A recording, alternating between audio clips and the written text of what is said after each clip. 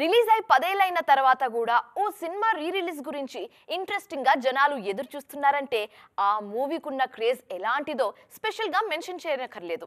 Yes, ఇప్పటికే మీ guessing కరెక్టే. మనం మాట్లాడుకోబోతుంది బాహుబలి రీ రిలీజ్ గురించి.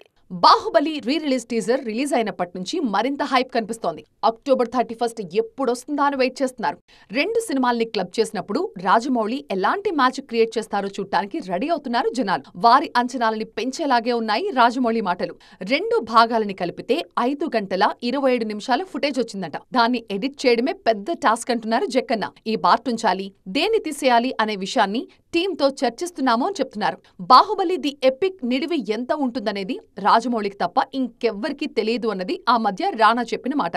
ఇప్పుడు ఆ నిడివి గురించి అడిగితే కన్నా నిదురించరా సాంగ్ ఉండదు. ఇటు ప్రభాస్ తమన్నా మధ్యొచ్చే కొన్ని రొమాంటిక్ సీన్స్ ఉండవని హింట్ ఇచ్చేశారు జక్కన్న. ఒకవైపు మహేష్ మూవీని చేస్తూనే మరోవైపు బాహుబలి ది ఎపిక్ పనులు కూడా పర్యవేక్షణ చేయటం మామూలు విషయం కాదు. ఇంత మల్టీ టాస్కింగ్ రాజమౌళికే సాధ్యమని చెప్పుకుంటున్నారు క్రిటిక్స్.